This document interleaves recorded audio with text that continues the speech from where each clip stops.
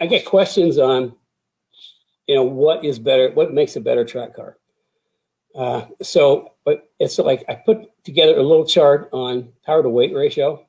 If you don't know what power to weight ratio is, real simple. You take the weight of the car divided by the horsepower, and that's your power to weight ratio. That's how much horsepower it takes to move a pound of a car. So what I did is I just I didn't do every car. I just did some of the more common ones. And for the S197, I did the 2008 GT, the V6 2012, and the GT500. And across here is the weight, the horsepower, and the power to weight ratio. I mean, on the V8,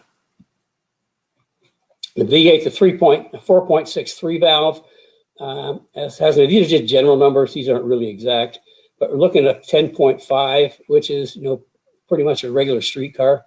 The V6 is 11.3, which is a little less, but in the same token, it's the front end of the car is lighter. Weight-wise, they're pretty close, but with having a lighter front end, it's going to turn better.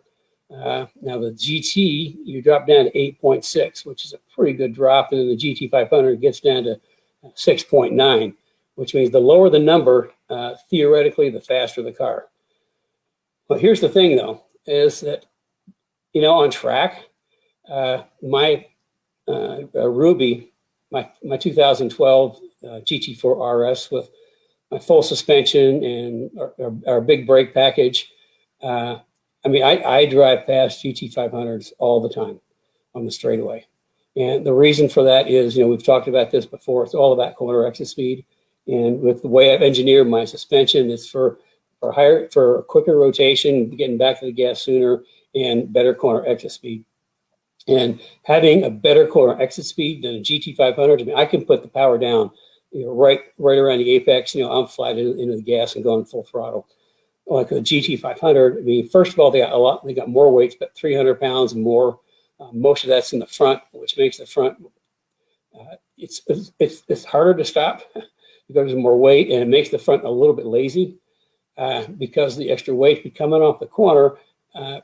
Most of the guys have to really wait to put the power down. Otherwise, the rear tires just go up in smoke. There's just so much torque. Now, the other side of that on GT500 is we have a number of track guys with GT500s that we've got their cars set up so they're much, much better. They brake shorter. They turn better in the front, and in the spring rate and the geometry, they turn better. And then with rear grip kit, one in the back, they get off the corner a lot better. So, a regular GT500 I can blow past on the straightaway, no problem. A Kenny Brown equipped GT500 is a little more of a challenge because they've got the same suspension and shocks and spring rates. So that's the kind of thing. But then we move back down to the V6. And what Paul's going to talk about, the reason we're having him on is I'm not going to give the name of his car away because it's kind of a clever name. A lot of our customers name their cars, but he runs with the V8s, and he just kind of blows people's minds because he's a little V6. He runs with the V8s. Why is he running with the V8s? Because he's got AGS 4.0. He's got my suspension, rear grip kit, front grip kit, and because of that, he can brake later than the GTs, a lot later, because he's a little bit lighter, and it'll turn quicker, it'll rotate quicker because he's lighter in the nose and all the geometry in the front grip kit. And he's back to the gas sooner because the rear grip kit geometry matched with the front grip kit geometry. And he gets back to the gas just like I do, way before the apex. So he's just flying off the corners while the other cars are, waiting to get their. The problem with a live axle Mustang is going around a corner, you have to wait for the axle to settle before you can get back to the gas.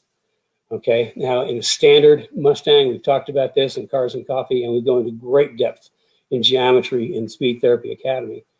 But when you go around a corner, the car tips and the axle tips, and you get all that weight on the outside tire, and you have to wait till you kind of get around the corner and the axle to settle before you can get back to the gas. Otherwise, what happens, you get to the gas and you get oversteer. Remember, we talked about oversteers when the back of the car hits the wall first. by what I do with the geometry, the rear suspension geometry with a different instant center, different anti-squat, and bring the roll center way down to the bottom of the differential and front roll center up. You don't have to wait quite as long to get back to the gas because the car's not rolling. The roll center is lower, so that the axle is not rolling as much. So that's why you can get back to the gas sooner and just really exit off the corner. Corner exit speed is it. It's everything about corner exit speed. So that's why the little V6 can run with GTs, because it brakes later, rotates quicker, and it's off the corner quicker. Okay, I also, I thought, well, that's SN95. We've got, a bunch of 550 people. So I thought, well, let's just take a look at the 550 and see how that matches up to the previous years. And we don't have the V6 in the 550 right now. We've got the EcoBoost.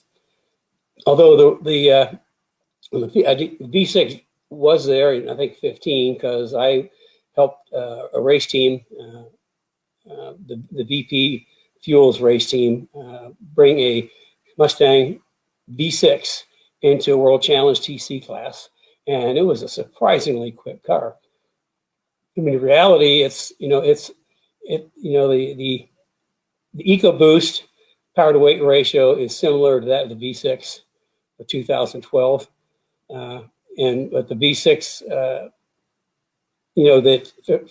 on Steve Burns' car, when we took in, we engineered and got him into World Challenge, I was surprised how really quick that car was. But it's got 300 horsepower. The 4.6 3 valves, had 320, so it's right in the same ballpark. But the EcoBoost is 11.4. The GT is 8.0, which is an improvement over, like the S197. But the thing about the EcoBoost is, with a couple little tweaks to the engine and suspension, I mean, those cars can be really, really quick. There's no weight in the front. I mean, look at the weight difference between the GT 350 or the GT500. I mean, they're a much lighter car and much lighter in the nose, which means they'll stop shorter and turn a lot quicker. Again, carrying more mid-corner speed and more corner exit speed. And then the GT 350 is 7.2. I mean, that's getting pretty quick. And then the GT500, everybody knows the GT500 is a monster. However, that thing weighs 4,200 pounds, so it's a pretty heavy car. It means that it's going to be great in a straight line, but going around corners and stuff, it's going to have more of a challenge than, say, like the EcoBoost. But I know the guys at Ford have done absolutely amazing. I mean, an amazing job of engineering the GT500. Really big kudos should go out to them. It's kind of a super car. And, I can tell you that even though the GT350 has a 7.2 versus the GT with 8.0, we've had guys that we've set up their cars, like my GT4, and not even a Club Sport, just a GT4 on track, passes the GT350. It's simply because we got a better spring and shock package and pretty much carry more, again, mid-corner speed, corner exit speed. We're getting off the corners quicker, in later, and off the corners quicker. So my GT4 GTs will drive past GT350s on the straightaway. Now, if GT350 did the same thing we did, then it'd be pretty darn quick. So, I mean, power to weight ratio, everybody focuses on that, but I mean, that's only part of the story.